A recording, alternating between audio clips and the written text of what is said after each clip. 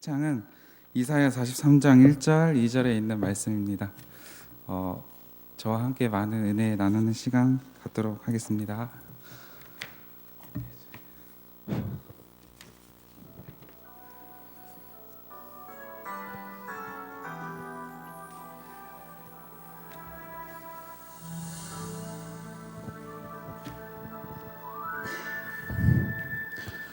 너는 내 것이라 너를 구속하고 너를 지명하여 불렀나니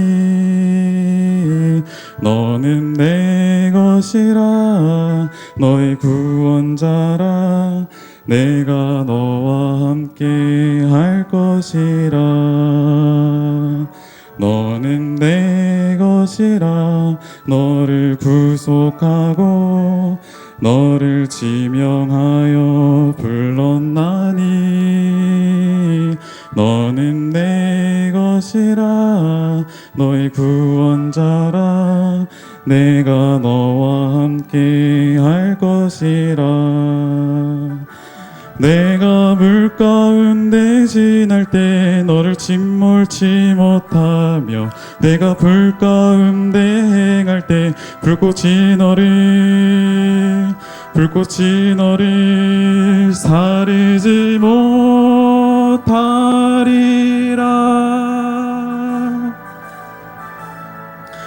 너는 내 것이라 내가 너를 구속하고 너를 지명했으니 너는 내 것이라 나는 너의 구원자 여호와 너의 하나님이라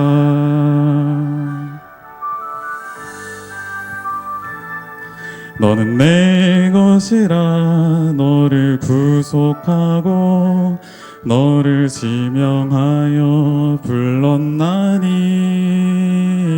너는 내 것이라 너의 구원자라 내가 너와 함께 할 것이라 내가 물 가운데 지날 때 너를 침몰치 못하며 내가 불 가운데 행할 때 불꽃이 너를 사르지 못하리라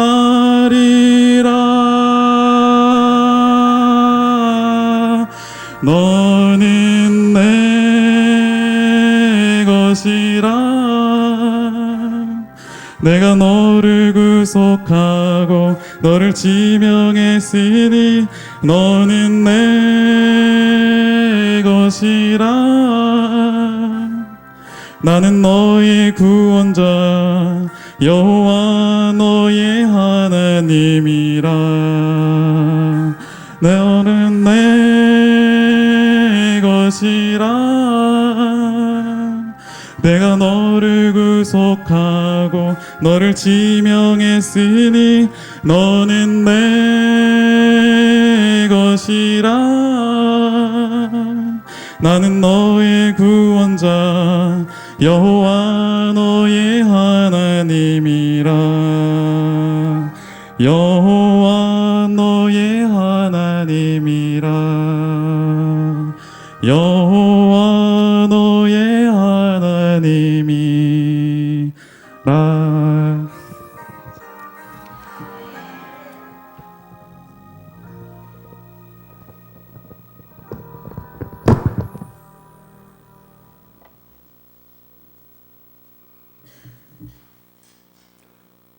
네, 귀한 특창 감사합니다. 기도에 대한 12번째 시간입니다. 기도가 입에 좀 붙으셨어요? 어떠십니까? 좀 붙으셨어요? 붙어봅시다 한번. 기도가 입에 계속 붙어서 우리 입에서 이제 술술술 이렇게 나올 수 있는 그 단계, 아마 그 경지까지 가면 큰 은혜가 되리라고 생각됩니다. 우리가 기도를 마칠 때 어떻게 마치십니까? 예수님의 이름으로 기도합니다. 혹시요, 김영숙의 이름으로 기도합니다. 그러면 안 돼요?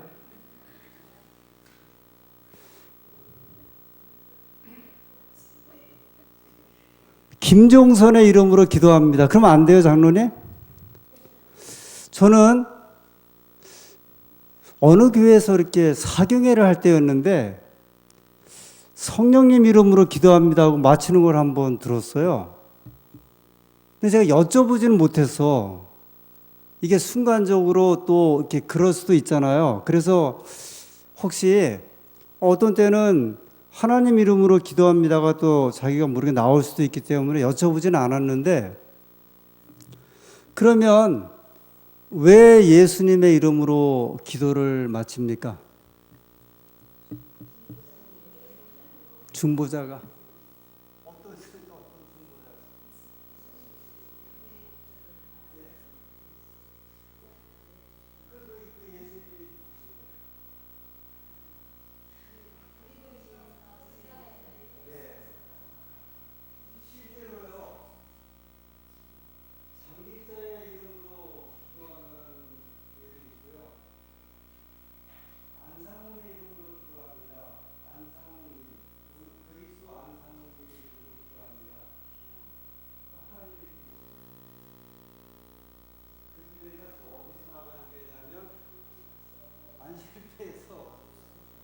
나간 그 안상홍이라는 분이 세운 교회인데, 요새 언제 한번 기회 되면 말씀드리지만 최근에 저희 교회 안에 이제 이게 내우외환인데요, 하나님의 교회 신자들 또는 신천지, 이거 어떤 교회는 굉장히 심각하대요. 저 연신내 교회 청년 하나는 그 집사님 딸인데 신천지 그 청년들하고 연결돼 갖고 그 부모님이 이제 못 나가게 하니까 5층에서 뛰어내려 갖고요, 지금 이렇게 마비 상태로 이렇게 있다고 하는 소식을 제가 목요일 날 들었어요. 그런가 하면 지금 또 이렇게 집회를 하는 사람들이 있어요. 뭐 목요일 날 따로 모인다든지 화요일 날 모인다든지. 어떤 사람들이냐면 교회 안에, 또 저희 교회 안에 이제 또 일종의 그 뭐 완전론이라고 표현하는데, 아무튼 이제 물론 이제 저희 교회는 이제 전부터 계속 있어 왔지만 이제 그런 일들이 되고 있고,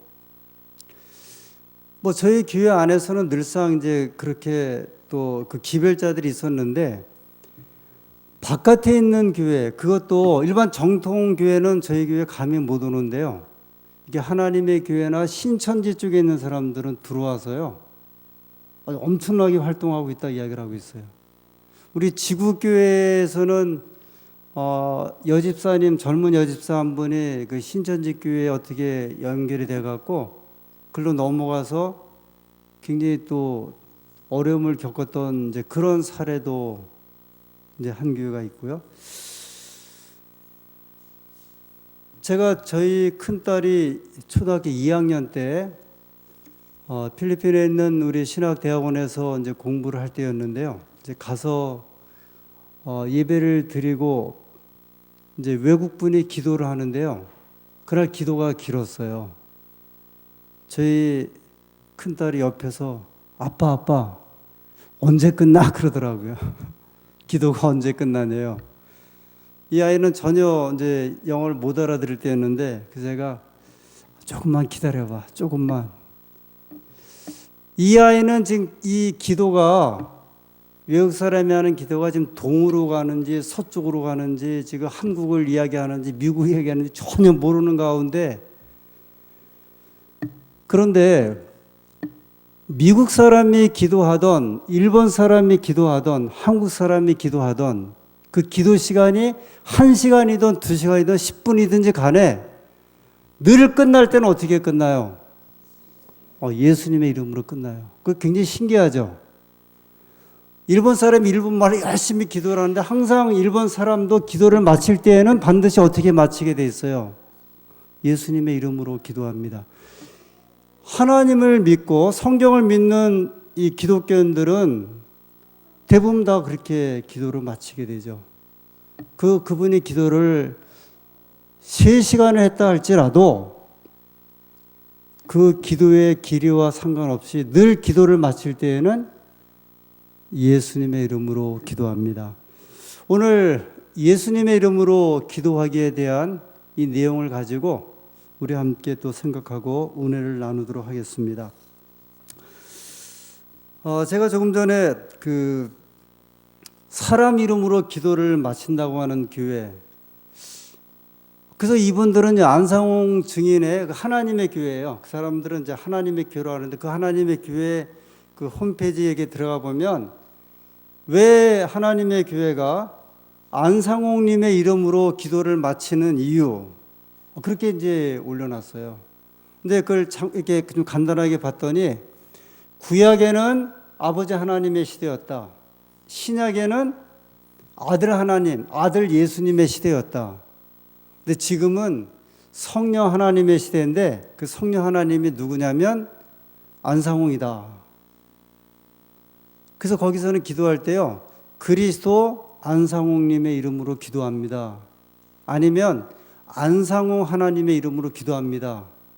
그 다음에 이제 안상홍 씨가 죽었어요. 그 부인이 누구냐면 장길자라는 분인데 이분은 누구냐면 어머니 하나님이에요.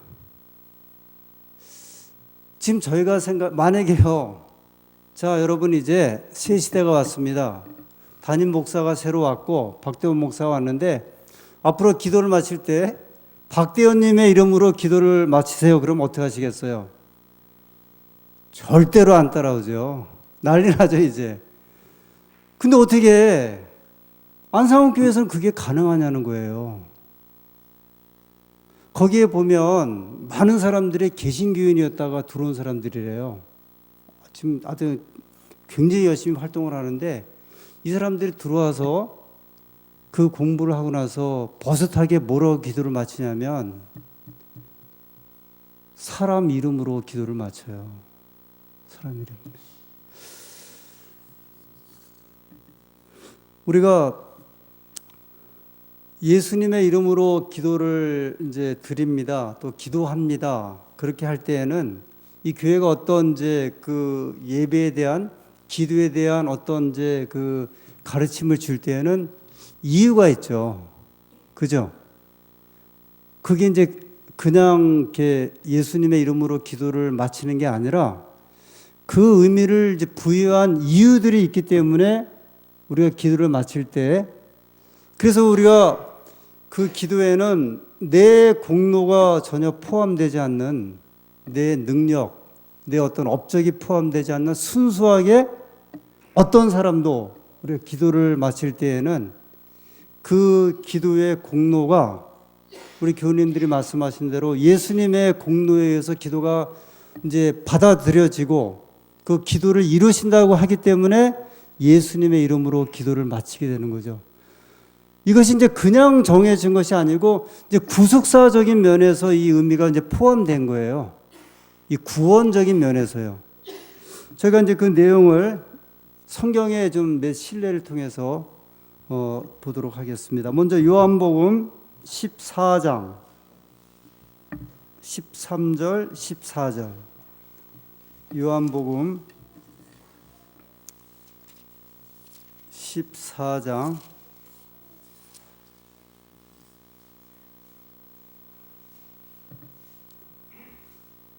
이제 예수님께서 하신 말씀입니다.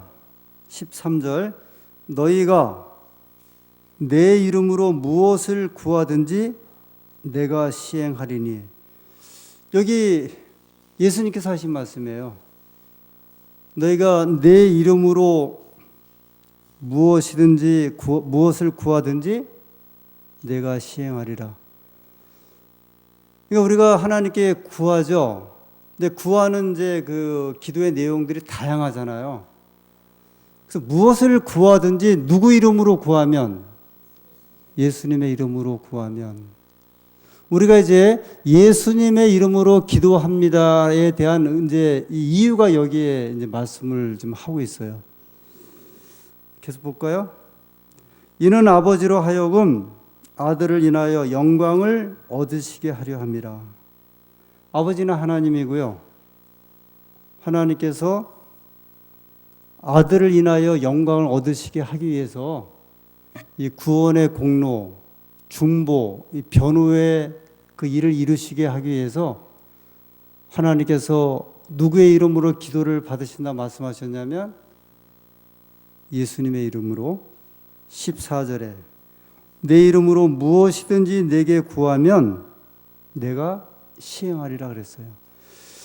마태복음 6장에 보면 그 예수님의 제자들, 이제 요한의 제자들이죠. 요한의 제자들이 예수님한테 뭐라 그러냐면 요한이 우리에게 기도를 가르쳐 준 것 같이 우리에게 기도를 가르쳐 주세요. 그래서 예수님이 가르쳐 주신 기도가 주기도문이잖아요. 근데 주기도문에 보면 하늘에 계신 우리 아버지여 이름이 거룩히 여김을 받으시오며 그렇게 시작하면서 기도를 마칠 때 예수님의 이름으로 기도합니다는 없었어요. 그러니까 예수님이 초기에 이 기도문을 가르쳐 주실 때에는 예수님의 이름으로 기도합니다는 내용이 없었어요.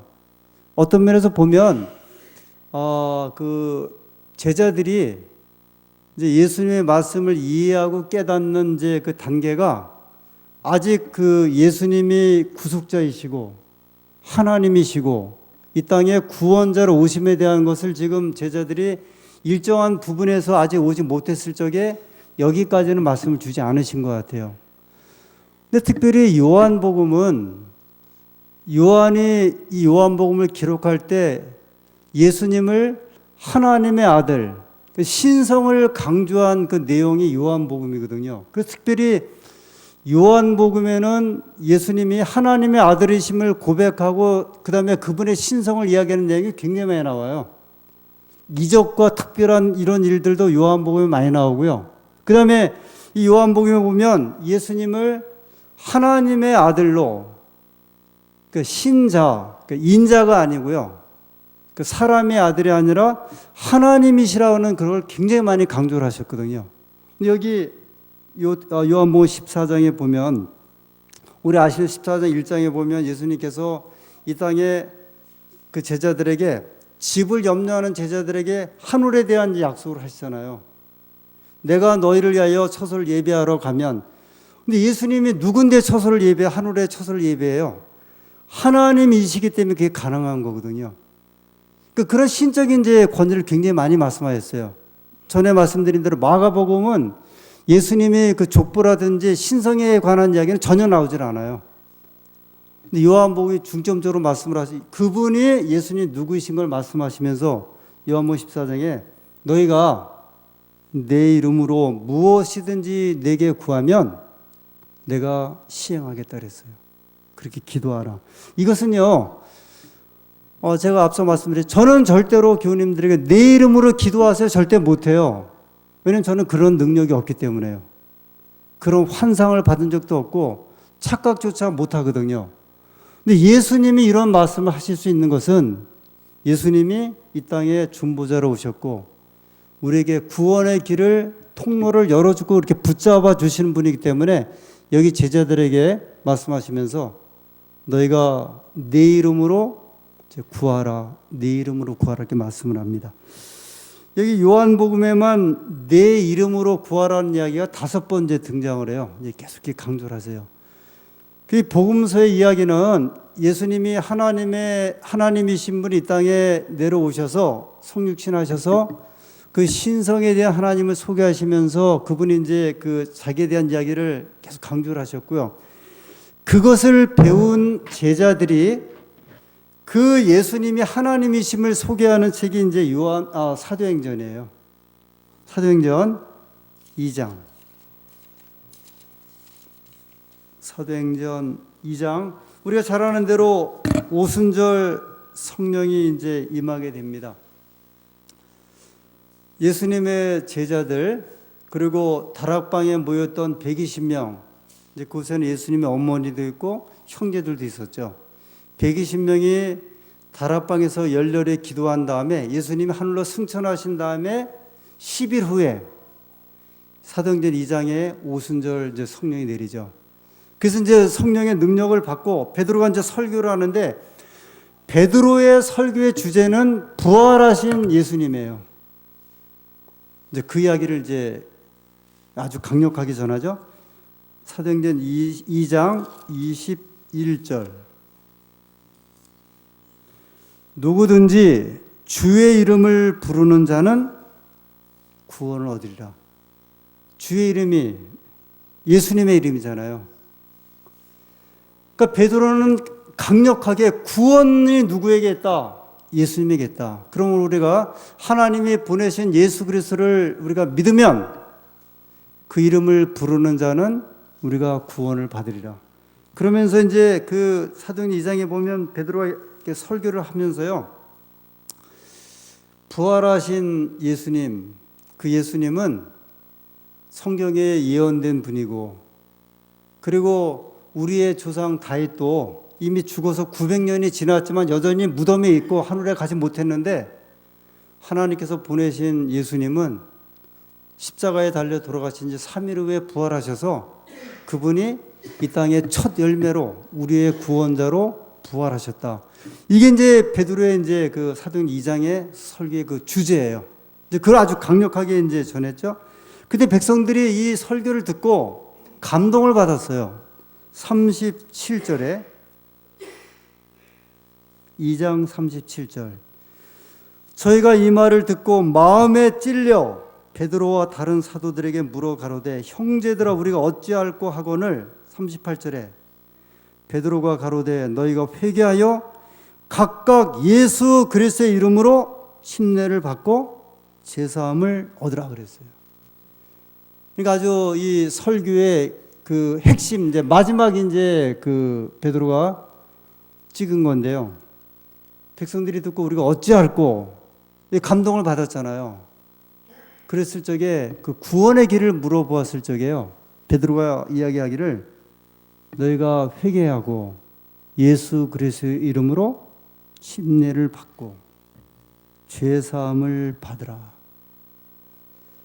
사도행전 3장에 보면 이제 베드로하고 요한이 성전 미문으로 이렇게 이제 또 들어가는데 누구를 만났어요?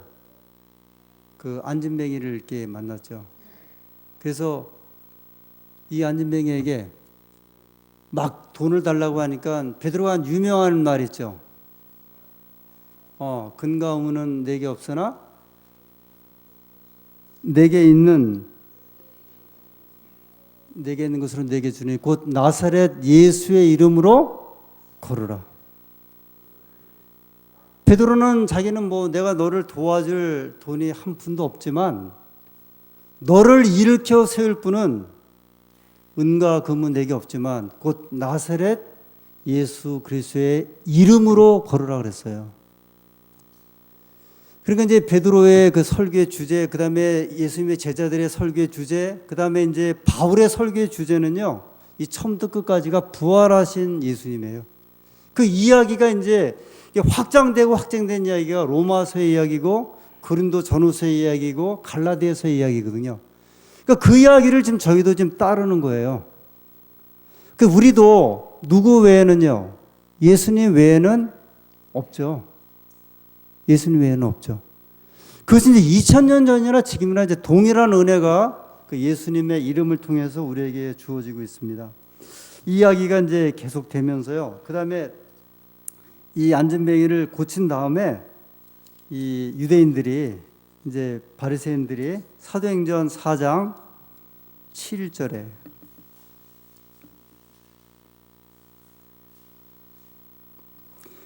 사도들을 가운데 세우고 묻되 너희가 무슨 권세와 네 이름으로 이 일을 행하였느냐? 그게 무슨 일이냐면 이 안진뱅이를 고친 이야기, 그 다음에 백성들에게 설교하는 이런 이야기들을 이제 물어봐요. 너희가 도대체 누구의 이름으로 이런 일을 하느냐? 4장 10절. 너희와 모든 이스라엘 백성들은 알라. 너희가 십자가에 못 박고 하나님이 죽은 자 가운데서 살리신 나사렛 예수 그리스도의 이름으로 이 사람이 건강하게 되어 너희 앞에 앉았느니라요, 섰느니라요? 섰느니라요. 누구의 이름으로요? 나사렛 예수 그리스도의 이름으로. 4장 12절에 아주 더 충격적인 이제 말씀을 주는데요. 다른 이로서는 구원을 얻을 수 없나니 천하 인간의 구원을 얻을 만한 다른 이름을 우리에게 주신 일이 없음이니라 하였더라 그랬어요. 구원은 다른 이름은 없다 그랬어요. 그래서 기독교는 어떤 면에서 보면 좀 이렇게 외골수적인 이제 그 종교거든요. 불교는 이제 구원을 이렇게 보편적으로 생각을 해요. 불교는요. 힌두교도 그렇고요. 힌두교도 신이 수십만 뭐 이 숫자 셀 수 없는 신들이거든요. 근데 기독교는 천하 인간의 구원을 얻을 만한 이름은 누구밖에 없다? 예수 그리스도밖에 없다. 그게 이제 이 그 기독교의 핵심이자 성경의 이야기예요. 그래서 이제 기독교인들은 이 문제에 나와서 이제 우리가 여기서 그 타협을 할 수가 없죠. 예를 들어서 저 북한의 그 지하 교인들이 발각되었을 적에 둘 중에 하나거든요. 김일성과 하나님을 같이 섬길 수도 없고요. 그렇다고 김일성만을 섬길 수도 없고. 근데 불교 신자들은 달라요. 많은 제반 종교들은 좀 다른 것 같아요. 이 신도 믿을 수 있고 저 신도 믿을 수 있고 이 신도 구원이 있을 수 있고 저 신도 구원도 있을 수 있고. 그러나 성경은 천하 인간의 구원을 얻을 만한 이름은 딱 누구밖에 없다? 예수 그리스도밖에 없다. 그게 이제 성경의 아주 분명한 그 선언입니다. 아까 이제 예수님의 이름으로 기도한 이유를 제가 여쭤보았을 적에 이제 많은 교우님들이 말씀을 주셨어요. 예수님이 우리의 중보자가 되시기 때문에 이 중보자라고 하는 우리의 이제 표현 또는 우리의 구원자, 이 표현을 또 우리가 말하는 게 아니잖아요. 내가 생각해서 그 말하는 게 아니라 그 말조차도 어디에서 기인한 말씀이냐면 하나님 말씀에서 이제 기인한 거죠. 왜냐하면 하나님께서 예수님은 우리의 뭐라고 말씀하셨냐면 중보자라 그랬고 구원자라 그랬고 속량자라 그랬고 우리를 구원하시리라고 말씀을 했거든요. 그 중에 이제 우리가 이 예수님의 구원적인 이야기를 로마서 5장에 이렇게 바울은 이야기를 했습니다. 로마서 5장 9절. 제가 이제 좀 암송하고 싶은 성경 장 중에 하나가 로마서 5장인데요. 5장 9절. 그러면 이제 우리가 그 피를 인하여 의롭다 하심을 얻었은즉 더욱 그로 말미암아 진노하심에서 구원을 얻을 것. 우리가 그 피는 예수님의 피를 의미하거든요. 그 피, 이제 더 블러드, 더 구체적으로 말하면 예수님의 피, 그 피를 인해서 의롭다 하심을 받았다. 우리가 의롭다 하심, 이제 우리는 그 죄인으로 성경은 이제 말씀을 하죠. 왜냐하면 인간은 이제 공로가 없고 이 죄된 몸으로 우리가 태어났고 우리가 생각하고 말하는 것이 다 죄인이기 때문에. 그런데 그런 인간이 의롭게 된다, 깨끗하게 된다고 하는 것은 전적으로 하나님께서 말씀하시기를 예수님의 그 보혈의 피로 인해서 우리가 이렇게 되었다. 이것은 우리에게 주시는 대단히 강력한 그 구원의 이제 그 메시지가 되죠. 하나님께서 하나님의 아들의 피를 통해서, 피 흘림을 통해서 이제 구원을 받다 말씀을 합니다. 그것은 대속적 죽음에 대한 표현이기도 해요. 우리를 대신해서 대속해가고 대신 속해하셨다는 이야기거든요. 구속하셨다. 그래 이제 전에 어떤 분이 구속이란 말이 이게 구속이 두 가지가 있잖아요. 사람을 잡아서 영창에 가두는 게 구속이거든요. 근데 이 우리가 말하는 구속은 우리를 구원하기 위해서 속량하셨다는 말이에요. 우리를 죄에서 구원하셔서 죄를 속해 주셨다. 근데 그거는 누구만 할 수 있는 거냐면 이게 재밌는 표현이죠. 일반 법정에서는 우리가 죄를 지면 구속이에요. 가둬서 갔다가 그냥 감옥에 넣어요. 근데 하나님은 우리가 하나님을 믿고 의지하면 우리가 죄가 있지만 그걸 구속하시는데 우리를 구원의 길로 이제 이끄신다는 말씀을 하신 거죠. 이런 이제 대속적 죽음에 대해서, 그래서 만약에 이 사실을 깨닫지 못하면 안상홍의 이름을 말할 수밖에 없는 거. 어떻게 안상홍의 이름으로 기도합니다가 나와요? 그게 왜 우리가 성령님의 이름으로 기도합니다를 안 하게 되냐면, 왜 하나님의 이름으로 기도를 드립니다를 우리가 안 하게 되냐면, 이 구원의 이야기는 성경에 우리에게 분명히 말씀해 주셨거든요. 그래서 만약에 다른 사람의 이름으로 기도한다는 이야기는 이미 예수님의 구속에 대한 이야기를 받아들이지 못한다는 것도 될 수 있고요, 거절한다는 의미도 될 수 있고요, 이제 무지함이라고 볼 수도 있죠. 왜냐하면 천하 인간의 구원을 얻을 만한 이름을 예수 그리스도 외에는 주지 않았다고 말씀하셨고요, 그 피 흘림에 대한 이야기를 아주 성경은 우리에게 계속, 그래서 그 주제를 바울이 확장하고 깊이를 자꾸 이제 넓혀서 우리가 현재 알고 있는 이런 지식에서 바울의 말씀과 성경의 말씀을 자꾸 이제 그 의미를 이렇게 더 이해를 하게 되는 거죠. 그래서 우리가 성경을 볼 때마다 하나님의 백성들이 하나님 말씀을 통해서 이 구원에 대한 이야기를 각자가 굉장히 이렇게 새롭게 느낄 수가 있는 거거든요. 그 다음에 이제 기별자들이 주어질 때마다 그 기별자들에 의해서 이제 이런 1번의 각도, 2번의 이해, 3번에 대한 어떤 생각, 이런 걸 통해서 예수님에 대한 구원의 이야기를 우리가 이해를 할 수 있게 되는 거죠. 왜냐하면 기별자가 똑같은 기별을 줄 수는 없고요, 듣는 사람들이 똑같은 이해로 받아들이진 않는 거거든요. 그러나 그 중심의 하나는 뭐냐면 나사렛 예수님의 이름 외에는 구원이 없다. 그것은 성경이, 그러니까 사실 어떤 면에서 보면 대단히 간단한 거예요, 구원은요. 그렇지 않습니까? 이 구원 문제를 찾기 위해서 온 교회를 헤맬 필요도 없고 종교를 헤맬 필요도 없어요.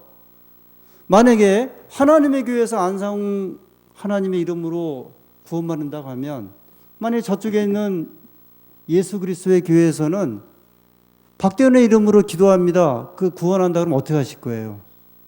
그렇게 또 쫓아가야 되냐 말이죠. 이것은 10계명 가운데 셋째 계명이 뭐예요? 내 이름을 망령되이 일컫는 자는 하나님께서 어떻게 하신다 그러셨어요?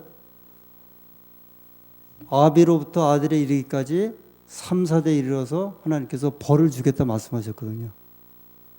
내 이름을 가지고 망령되이 일컫지 말라 그랬거든요. 근데 하나님의 이름 가지고 다 망령되이 일컫는 이야기들이에요, 지금요. 이건 구원의 이야기. 자, 이제 좀 정리를 좀 몇 가지, 이게 굉장히 중요한 이제 의미가 있는데요. 우선은 이제 화이선자가 말씀하신 기별 좀 한 두 말씀 읽겠습니다. 가려 뽑은 기별 1권 344페이지에 참된 신자가 드리는 종교적 의식, 기도, 찬송 및 죄의 자복은 분향처럼 하늘 성전으로 올라가긴 하나, 우리가 이제 그 올라가잖아요. 요한계시록 그 7장에 보면 8장에 보면 그 향은 예수님의 그 구속의 공로고요. 그 향이 튀어서 막 올라갈 때 향연과 함께 우리의 기도가 같이 올라간다 그랬거든요.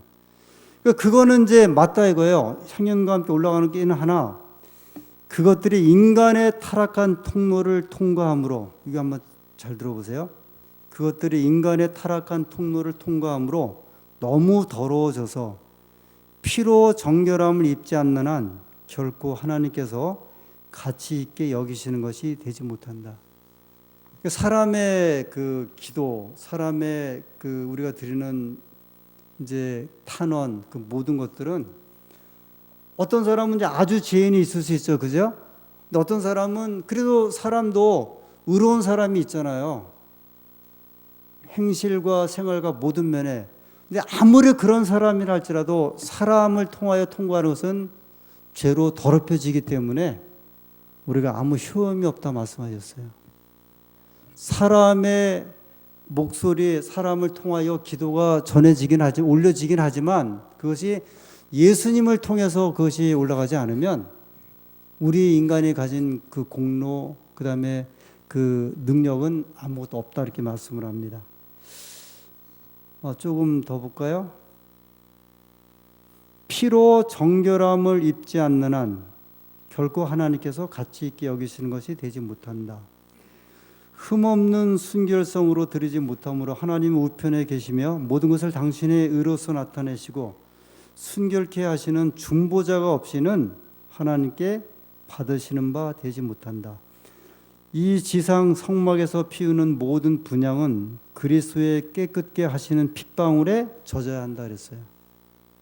우리가 가지고 있는 모든 기도가 거기에 예수님의 그 보혈의 그 피에 의해서 그것이 젖어져야, 그 말은 예수님의 그 보혈의 능력에 의해서만이 그 기도의 받으심을 하나님께서 이제 받으신다.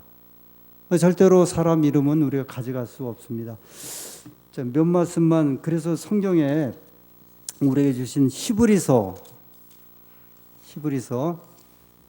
이제 하나님께서 말씀하신 것을 보겠습니다. 히브리서 3장 먼저 1절. 3장 1절. 그러므로 함께 하늘에 부르심을 입은 거룩한 형제들아, 우리의 믿는 도리의 사도시며 대제사장이신 예수를 깊이 생각하라 그랬어요. 예수님이 이제 대제사장이죠. 우리 위해서 좀 중보하고 계시죠. 그분을 우리가 어떻게 된다? 깊이 생각하라 그랬어요. 그냥 깊이가 아니라 깊이, 아주 그냥 정말 깊은 의미를 가지고요, 이 예수님을 정말 깊게 생각하라고 말씀하셨어요. 자, 이제 한 절 더 볼게요. 7장, 히브리서 7장 24절 25절.